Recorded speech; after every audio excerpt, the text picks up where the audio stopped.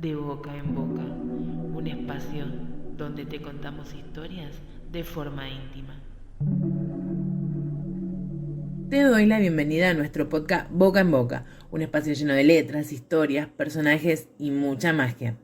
En el programa de hoy me acompaña Nora Wilson hablando sobre su inicio en la literatura, cómo es su proceso de escritura y qué la inspira.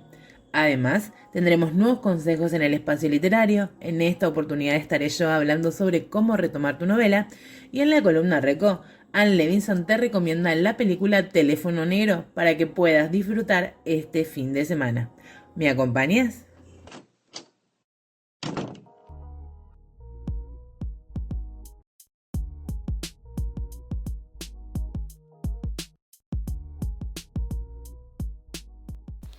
República Dominicana es un país del Caribe. Sus playas lo convierten en centro turístico y la calidez de su gente te hace sentir bienvenido. En nuestra sección de apoyo a autores, hoy tenemos 3 maravillosos talentos dominicanos. En primer lugar, quiero presentar a Rosalina de la Rosa, conocida por su seudónimo Rose Escritos. Sus historias están publicadas digitalmente en Dream, Buenovela, Bookneck y High Novel. Su género varía entre el romance, la fantasía y el dark romance. Una de sus obras que destaca actualmente es Bajo las órdenes del capo, que es una historia que gira alrededor de Sofía Ferrer, una exitosa abogada que es obligada por su familia a casarse con el peligroso mafioso Dante Moretti para salvarlos de la bancarrota. Entre secretos y mentiras, enemigos en las sombras y guerras entre bandos, ambos lucharán para lograr sus objetivos individualmente. Lo que empieza con un contrato, pronto se convertirá en una guerra entre amantes. A Rosalina pueden ubicarla en Facebook como Rose Darkmoor, en Instagram como Rose Escritos, al igual que en TikTok, y también tiene su página de autor como Rose Escritos. Otra autora de esa hermosa isla es Marilady Montero. Su seudónimo es Marielle Montero y publica en Dream. Define su género como de romance y drama, y su obra actual es La magia del 823, y es una historia donde Iris Lambert, una terapeuta de un spa médico, impulsiva, caótica, soñadora e independiente que vive en Nueva York en un apartamento heredado de su abuelo, quiere abrir su propio spa. Entonces deciden rentar una habitación para ahorrar dinero. Así es como conoce a Hugo Barnard, un oncólogo reservado y totalmente opuesto a ella. Esta historia va sobre los traumas del pasado, la confianza, el amor y cómo la persona correcta puede despertar ese lado de ti que piensas que no existe. Sobre cómo alzar la voz cuando tienes miedo y te arriesgas a vivir de nuevo. Para seguirla en redes, la ubican como Maril Montero. La tercera autora dominicana de la que hablaremos hoy es Yoselis Rocío García. Su seudónimo es Oikor G. El género que escribe es romance y sus historias están publicadas digitalmente en Dream. En sus propias palabras, dice que le encanta escribir, aunque ha comenzado a publicar recientemente su historia La Diabla Poderosa. Esta ha tenido mucha acogida y allí cuenta la historia de una joven huérfana que por ser la más hermosa y bondadosa, las compañeras del orfanato le hacían la vida un infierno. Recibía malos tratos, golpes y castigos injustos. Una noche de truenos, relámpagos y fuertes lluvias, sus compañeras y una de sus cuidadoras, por envidia y odio, la expulsaron del orfanato. Bajo esa noche fría, se refugió en una cabaña cercana. Con el pasar del tiempo se convierte en una mujer rica y poderosa, y en su lucha de poder conoce a Ángel, el joven heredero de la familia más poderosa de la ciudad.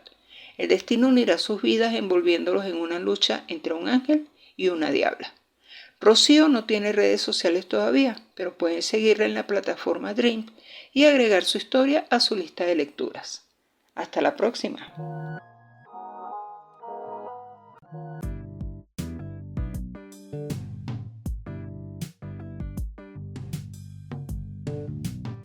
Bienvenida Nora Wilson al podcast Boca en Boca. Es un placer tenerte en este programa especial para poder conocerte un poco más. Además de una excelente escritora, una profesional completa, es una excelente compañera y es un placer coincidir en el podcast número 100, un gran logro para nosotros. sabiendo todo el trabajo con amor que hay en la producción, a la cual perteneció un tiempo Nora. Como anteludio a todas las preguntas que tengo para hacerte, ¿qué te parece si le cuentas a los oyentes qué género escribes y en dónde pueden encontrar tus obras? Hola, Yani, ¿cómo estás? Bueno, muchas gracias por esa bienvenida y yo le doy también la bienvenida a todos los que nos están escuchando y te cuento un poquitito de lo que escribo, porque escribo un poquitito de todo. En novela escribo casi siempre fantasy.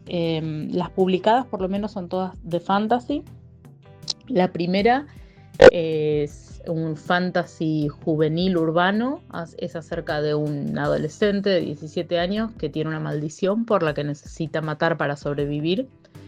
Es algo bastante similar a un vampiro en algunos aspectos, pero viene de una maldición y es un chico que está buscando tener una vida normal y bueno, complicado. Y las otras dos, que son las dos primeras partes de una trilogía, la tercera parte debería salir este año, es un fantasy histórico, un fantasy medieval. Arranca en el medioevo francés, pero termina a mediados del siglo XX en Argentina y atraviesa estos 600 años de historia europea con toda la historia mágica mezclada con todas las historias de reyes, pestes, cacerías de brujas de la historia real. Y acompaña un grupo de magos con una protagonista que es muy particular porque es muy catrasca y se ríe mucho de sí misma y mete la pata en cada una de las misiones. Es extremadamente humana.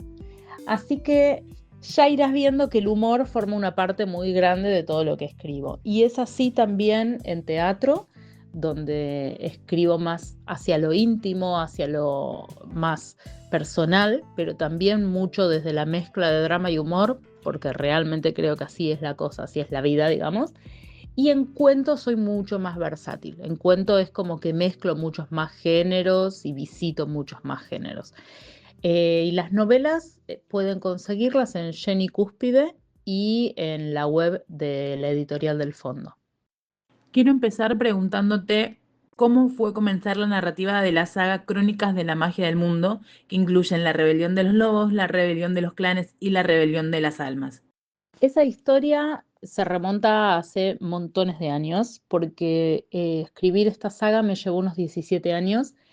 Viste que yo te había dicho que la primera novela, que yo en realidad esta primera novela, la primera versión la escribí cuando estaba en el primer año de la facultad, que tenía bastante relación con lo vampírico, porque el personaje vive de la vida de los demás.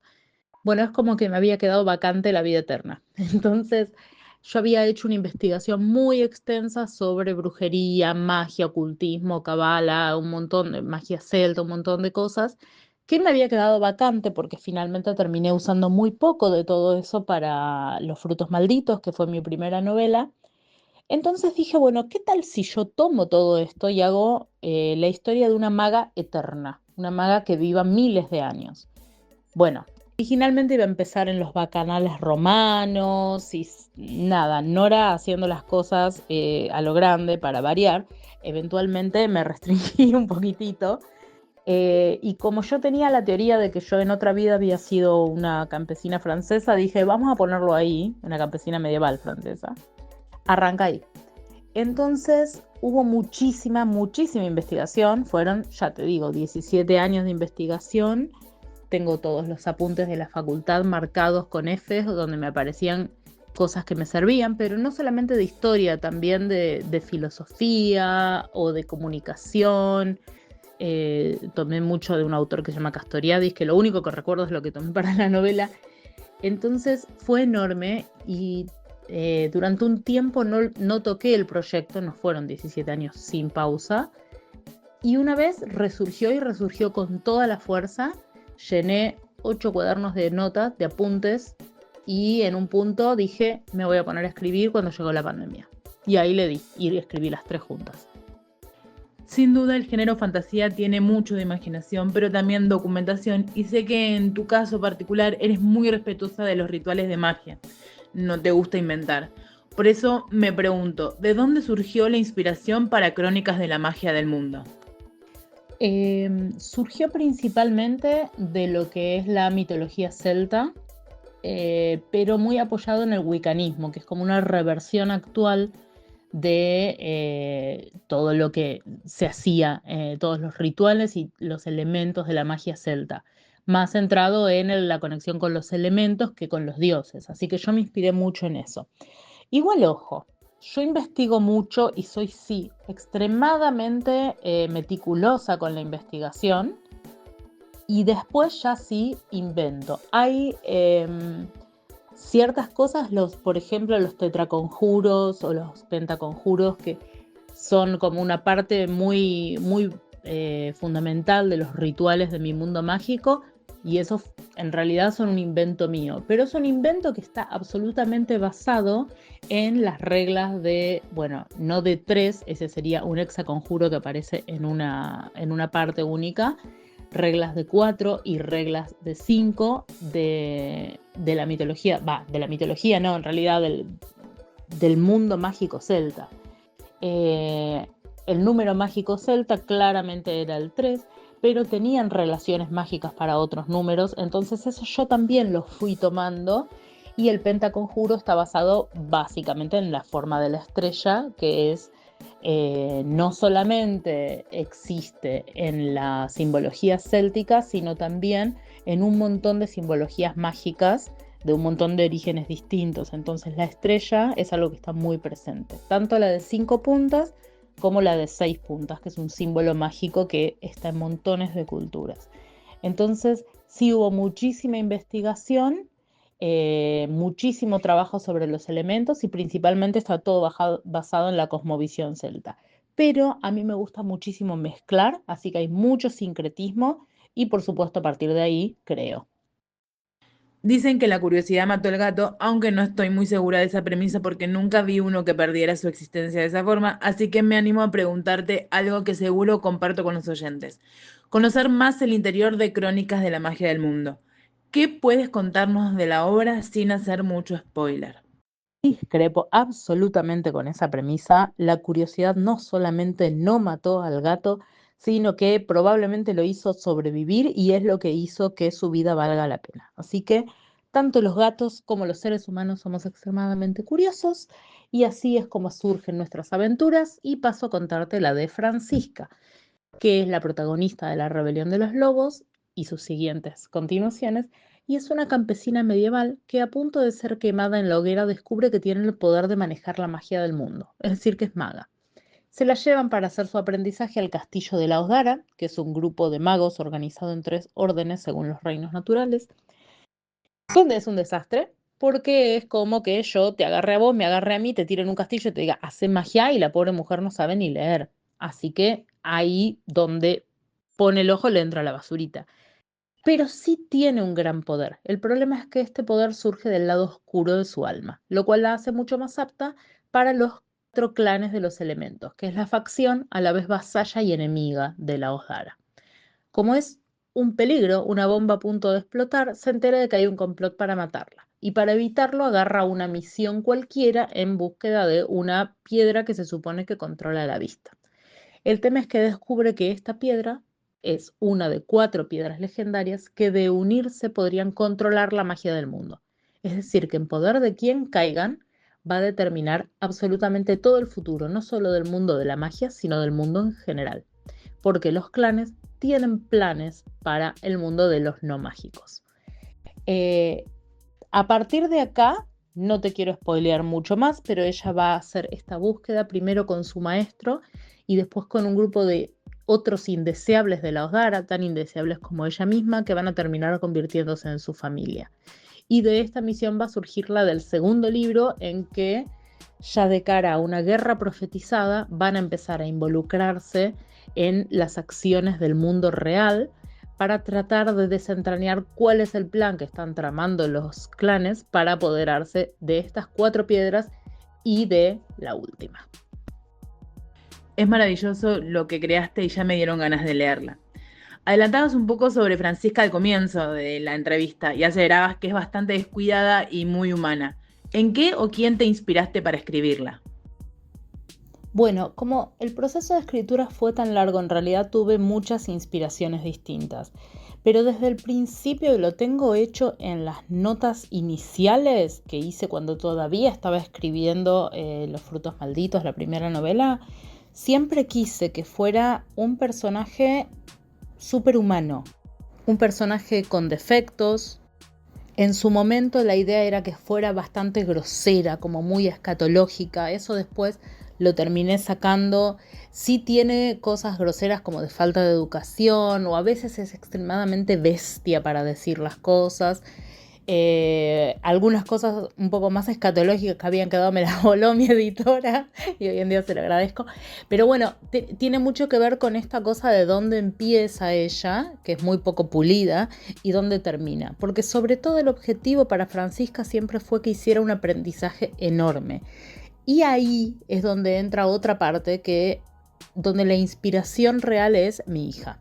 No tanto porque mi hija se parezca a Francisca, sino porque es en honor a ella. Porque Francisca tiene algo que es que cree muy poco en sí misma. Todo el mundo le ha dicho siempre que es una inútil o que es tonta o que no aprende. Y ella todo eso lo ha ido incorporando. Y lo cierto es que Francisca, cuando algo le es útil, cuando algo realmente le sirve, lo aprende rapidísimo. Entonces, mucho tomé la inspiración en mi hija en el sentido de que a ella le cuesta aprender algunas cosas porque su mente funciona distinta a la del común de la gente. Entonces, fue mucho de esto de tratar de decirle, mirá, no solamente cuando algo te sirva lo vas a aprender, aunque tu mente funcione distinto, funciona muy bien del modo que funciona, sino que además es un personaje que todo el mundo termina amando, con sus defectos, no pese a ellos. Entonces fue mucho, ya te digo, no tanto mi hija como inspiración, si bien en los problemas de aprendizaje y demás tomé mucho de ella, sino sobre todo en honor a ella, porque es como una manera de decirle, mira cómo creo en vos.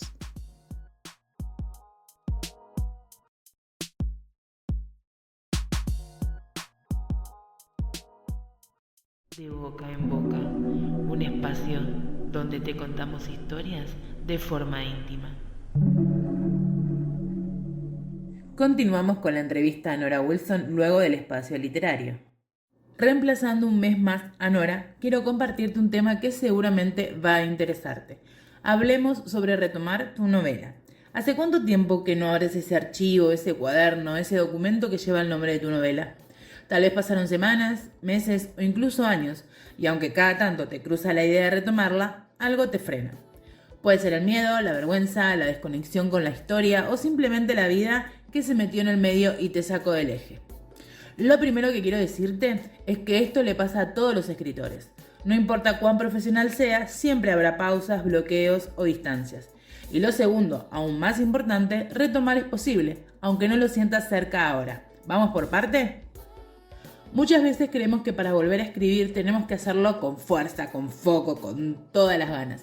Y eso mismo nos termina bloqueando, porque no estamos en el mismo punto emocional que cuando empezamos la historia. Quizás cambiaste, creciste o simplemente perdiste la conexión. Y está bien, no es grave. No intentes volver donde lo dejaste, mejor intenta acercarte desde otro lugar. Aquí van algunos pasos prácticos para ayudarte a retomar. 1. Relee sin corregir. Tómate un momento para leer lo que ya tienes escrito sin la presión de editar. Lee como si no fueras el autor. Esto ayuda a reconectar con el tono, los personajes y la energía inicial. No busques fallas, busca emoción. Segundo, escribe una escena nueva, aunque no tenga orden. A veces la estructura nos bloquea. Si te acuerdas de una escena fuerte que querías escribir, pero aún no habías llegado ahí, prueba a escribirla ahora. El movimiento genera conexión. Número 3. Revisa tus notas, mapas, playlists, lo que sea que te haya inspirado en un principio. Volver a ese material creativo puede ayudarte a recuperar la intención original de la novela. Es como recordar por qué empezaste este camino. 4. Permítete cambiar lo que necesites. Es posible que la historia que escribiste ya no te represente de igual manera. Puedes modificarla, replantearla, hasta reescribir desde otro enfoque. Si retomas la escritura no significa que repetirás, significa que recuperas lo que tienes y lo resignificas. Último punto. 5. Ponte metas suaves. No te exijas terminar un capítulo por semana. Prueba con 10 minutos al día o quizás 200 palabras. Lo importante es que la constancia vuelva a construir la intimidad con la historia. Y lo más importante, no te castigues por haberte alejado. A veces necesitamos este tiempo para crecer como personas y volver con una mirada más rica. Retomar no es retroceder, es continuar desde otro lugar. Tu historia sigue ahí, tus personajes te esperan, no están enojados, están en pausa. Y tú tienes todo el derecho a regresar a ellos cuando te sientas listo, lista. Tal vez hoy sea ese día, quizás hoy abras ese archivo sin miedo. Me despido, hasta el próximo podcast.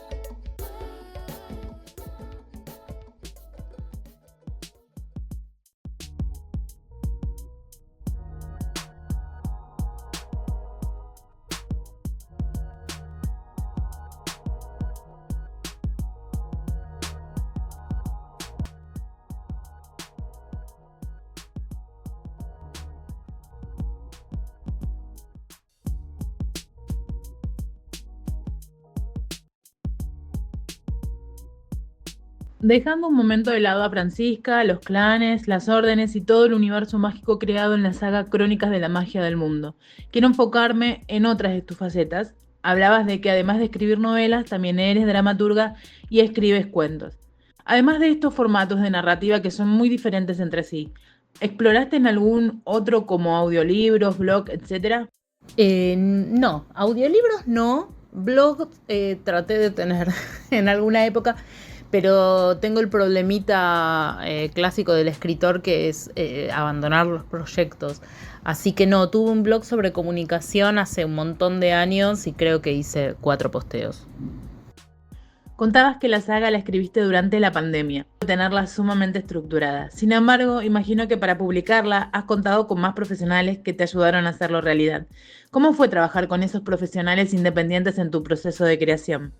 Ya, afortunadamente yo la mayoría de las interconsultas, que más que nada eran bibliográficas, las tenía ya listas para cuando arrancó la pandemia. Es decir, ya había investigado, había ido a comprar libros y demás.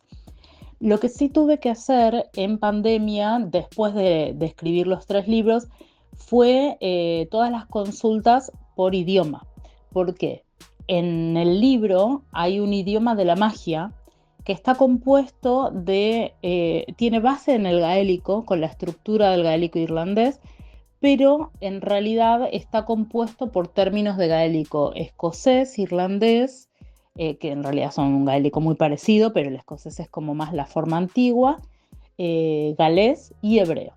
Entonces ahí sí, yo cuando escribí la novela, la escribí con los hechizos todos en castellano, y después tuve que hacer la traducción a este idioma de la magia, que ahí sí tuve que consultar con profesionales que me ayudaron en la traducción, en todo lo que era la estructura y todas las consultas. Me ayudó Fernando Killian, que es profesor de gaélico irlandés y también es músico, hace bodranes y bueno, la tiene muy clara. En gaélico escocés, Guillermo Santana. Gillian Bowen Rhys, que es un músico galés con el que me contacté y que me dio una mano enorme con todo lo que era galés, no solamente para el idioma mágico, sino además porque hay personajes que hablan galés. Lo mismo pasó con Guillermo Santana. Una amiga que es amiga del barrio, que vivió mucho tiempo en Israel, y ella me ayudó con el hebreo, que son como todos los idiomas que componen este idioma de la magia. Después también tuve que hacer consulta por latín, alemán y algunas otras lenguas que aparecen. Francés, por suerte, me defiendo bastante bien, inglés también. Así que todo eso sí fue por chat, por recomendaciones, grupos de WhatsApp y mucho, mucho, mucho audio. No estoy segura si lo sientes así, pero en lo personal siento que si me dicen Nora Wilson, puedo imaginar lo que escribes. En tu caso, ¿sientes que ya tienes una marca personal por la cual puedes ser reconocida o aún sientes que la estás construyendo? que tengo porque nunca la construí, en realidad. Soy muy franca, o sea, lo que ves es lo que hay. Obviamente no ando exponiendo mis peores defectos posiblemente, pero en líneas generales, así como me ves, es como soy. Entonces, eh, con que leas uno de mis libros te vas a dar cuenta de que soy muy ecléctica, de que me encanta mezclar géneros, de que soy muy curiosa, de que soy muy ñoña también, me encanta, y se nota que soy una nerd absoluta. Con que veas un poco mis redes sociales te das cuenta de que soy una catrasca, igual que Francisca, de que me río mucho de mí misma, de que hay un montón de cosas que me recontracalientan, en el sentido de que me enojan, che. En el otro también. Eh, con ver una sola de mis entrevistas ya te vas a dar cuenta más o menos qué tipo de personalidad tengo, cómo me comunico. Entonces, yo no sé si yo estuve durante un montón de tiempo tratando de construir la marca personal hasta que me di cuenta de que en realidad no la quería construir. No quería que hubiera una construcción, sino bueno, te muestro quién soy y te muestro cómo soy. Te muestro todo y no. Voy a tratar de mostrarte un poco más la parte linda, pero soy como muy franca, entonces te diría que está construida.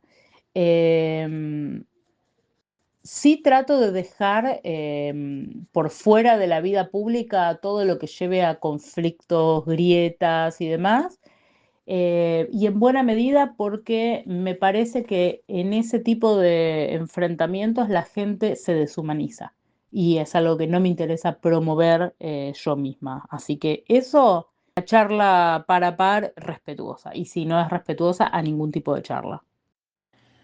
Voy a ponerme un poquito polémica en este momento. Dentro del mundo literario, sobre todo con la apertura de las plataformas de lectoescritura, gratuitas o no, y la aparición de la inteligencia artificial, se discute sobre la calidad literaria versus la popularidad comercial, alegando que lo bueno no siempre es popular y lo mediocre tiene mucho más llegada. ¿Qué opinión te merece este debate? Y me sumo a la polémica. Yo creo que en buena medida sí es así, pero que también tiene muchos más matices.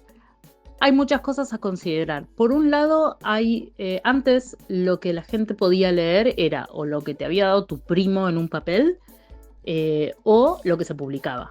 No había nada intermedio. Hoy en día hay montones de intermedios. Hay montones de plataformas en las cuales vos podés subir tu cómic, tu novela, tus cuentos. Podés subirlo a Instagram, podés subirlo a Wattpad, podés subirlo a Booknet, podés subirlo a Canva, podés subirlo a todo, a tapas, a todos lados.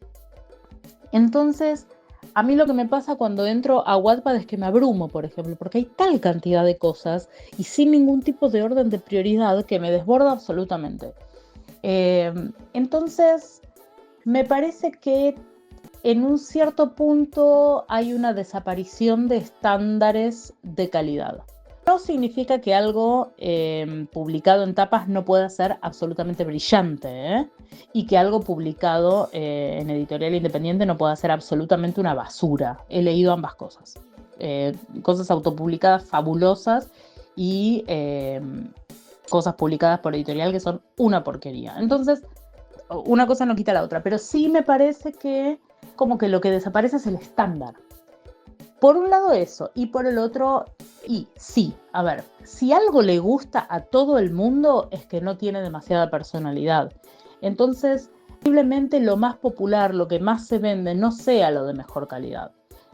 Qué sé yo, a mí, por ejemplo, Alas de Hierro me encantó, pero Rojo, Blanco y Sangre Azul me pareció una porquería, y hay un montón de fangirleo, también hay un montón de cosas que de pronto pegan popularidad porque son políticamente correctas, y eso es algo que se mueve mucho a nivel comercial. Pero bueno, en el caso de Crónicas, por ejemplo, no tiene hasta este punto un gran éxito comercial, pero sí tiene un enorme éxito lector. En el sentido de que las personas que yo me enteré de que lo leyeron, a todas les ha encantado. Y les ha encantado por lo que a mí me gusta que les encante. La profundidad de los personajes, la construcción de mundo, la versatilidad, todos los grises que tienen, las relaciones que establecen entre ellos. Entonces eso es mucho más rico que el volumen de ventas. El volumen de ventas sirve para poder seguir publicando y en ese sentido es muy importante. Pero yo lo que más valoro es esto, que la apreciación del libro sea tan compleja como uno pretende que sea el libro.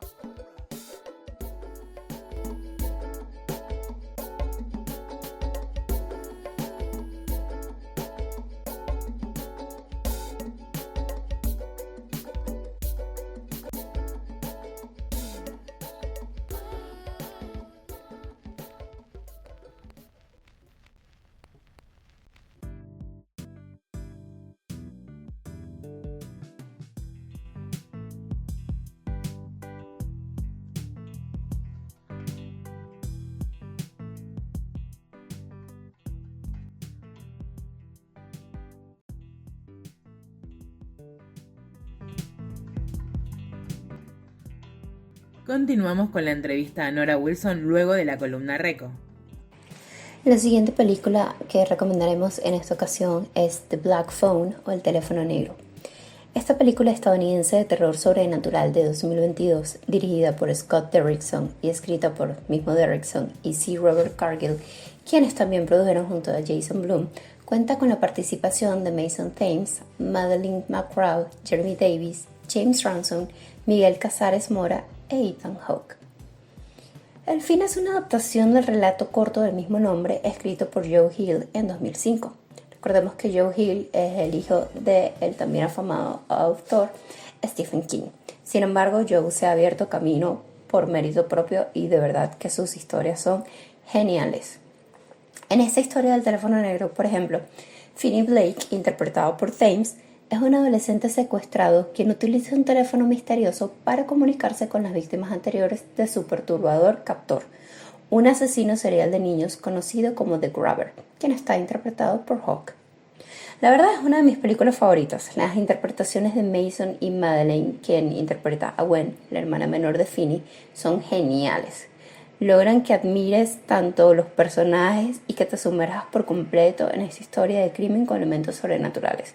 Es una película fácil de disfrutar a nivel de historia, dirección, interpretación y escenografía. Y el hecho de que una de las productoras sea Blumhouse Productions, para mí es garantía de entretenimiento en el mundo de terror y el suspenso sobrenatural. El teléfono negro 2, de hecho, llegará a cines el 17 de octubre de este mismo año. Pero mientras tanto, mientras esperamos el estreno, pueden ver la película de antología con 5 cortos de terror VHS 85, en el que uno de estos cortos se llama Dream Kill y relata la historia de Gunther, uno de los primos de Gwen, y esta historia se desarrolla 7 años después de los eventos de Teléfono Negro. Yo aún no he tenido la oportunidad de verme esta, la tengo en lista, la tengo súper pendiente. Creo que este fin de semana por fin podré verla, pero sin duda espero que disfruten muchísimo Teléfono Negro si aún no se la han visto, y sé que sin duda les encantará la 2. Chao, saludos. De boca en boca, un espacio donde te contamos historias de forma íntima. Hemos llegado a la sección random, mi favorita, y espero te diviertas. Son 2 preguntas aleatorias para conocer a Nora detrás de la escritora. Y la primera tiene que ver con los gustos alimenticios. ¿Tienes algún snack, dulce o bebida que necesites tener siempre a la hora de escribir? Mate. O sea, si querés te repito mate muchas veces porque es muy corta la respuesta, si no, es mate. Mate. Después puedo tener otras cosas, pero lo imprescindible es eso. Y la última que cierra esta bella entrevista es un mimo al alma, y conociéndote sé que te gustan un montón. Pero a quién no, ¿verdad? ¿Cuál ha sido el mejor cumplido que recibiste de alguien que te leyó? Cada vez que comprenden el libro, cada vez que comprenden el mensaje o el personaje, es maravilloso. Pero vos me preguntás cuál fue el mejor. Y es como difícil elegir. Posiblemente, ahí, no sé, capaz que más que mimo al alma se juega el ego, no sé, pero cuando me dijeron que mi libro era su libro favorito. O sea, ese momento quise llorar de la emoción. Posiblemente lo hice, conociéndome. Yo creo que es el sueño de cualquier escritor que le digan eso. Pero también, no, voy a cambiar mi respuesta. Una vez recibí un mensaje, no de una lectora, sino de la mamá de una lectora, que me dijo que su hija, que era una adolescente, había estado muy deprimida y había estado muy triste, y que al leer mi libro, en este caso era Los frutos malditos, la había visto resurgir. Se había como que se había vuelto a apasionar y la escuchaba reír a carcajadas y embroncarse a los gritos. Ella me mandó una vez una imagen de que había arrojado el libro contra la pared, que me hizo reír un montón. Y me dijo gracias. Gracias por todo lo que le causaste a mi hija. Y yo creo que eso fue lo más hermoso que me pasó en la vida. Porque uno escribe para tocar almas. Y eso fue exactamente aquello por lo que yo escribo. Con la obra que estrené, Muñequita Robada, que es una obra que habla sobre maternidad desde un lugar muy franco, con bastante dureza, pero también con un mensaje de mucha esperanza, me pasaba que la gente salía del teatro llorando. En ese momento decís, ay, no, les cagué la vida. Y no, me decían, qué hermosa obra, qué bien que retrata el dolor de la maternidad y qué mensaje que transmite al final. Y que eso me lo dijeran madres, que una vez que una es madre sabe que se sufre, sabe cuánto se sufre, sobre todo, no tanto en el ejercicio de la maternidad con los hijos, sino en lo crueles que pueden ser los demás juzgándote como madre, que me dijeran que mi obra había sido un abrazo, que había sido un apoyo. Eso era hermosísimo también. Hemos llegado al final de la entrevista, Nora. Fue un placer compartir este rato contigo. Agradezco tu paciencia y predisposición. Espero que la hayas pasado muy bien y lo hayas disfrutado. Te deseo enormes éxitos de ahora en más. Sin embargo, antes de despedirnos, te invito a que le recuerdes a los oyentes dónde pueden encontrar tu saga Crónicas de la Magia del Mundo. Y si gustas, también compartir tus redes para que puedan seguirte y apoyarte en línea. El micrófono es todo tuyo. Ay, pero muchas gracias. A ver, Crónicas de la Magia del Mundo se puede conseguir en Jenny's Cúspides, Librería Santa Fe y otros, pero a veces tienen problemas de stock. Lo más seguro es en la página, en la tienda de Del Fondo, que posiblemente llevando los dos ya tienen envío gratuito y además hay muchos descuentos muy seguidos. Ahora creo que hay como 30 descuentos seguidos, distintos. Y después Los frutos malditos pueden conseguirlo en Dickens. Todavía está en internet, pero ojo que a veces está medio caro. Y si no, pueden escribirme a mí, que tengo un montón de copias. Y a mí pueden encontrarme en Facebook o en Instagram o en TikTok como @NoraZWilson, NorasWilson. Y la verdad es que donde más me manejo es en Instagram. El resto son ecos. Y planeo seguir publicando más cosas. Los frutos malditos ahora empecé a publicarla en Wattpad, pero después dejé de publicarla. Pero bueno, la idea es retomar. Y también pueden encontrarme cada tanto en ferias medievales. Y trato de ir rotando por allí como para tener contacto con el público. Así que me escriben y síganme en redes, que ahí yo voy publicando todo. Muchísimas gracias por este espacio. Les deseo absolutamente todo lo mejor en el nuevo formato que van a arrancar. Y la verdad espero que se vayan para arriba, porque como dijimos recién, la popularidad no es indicio de calidad. Esta calidad es excelente, así que espero que logren toda la popularidad que merecen. Y les mando un beso enorme.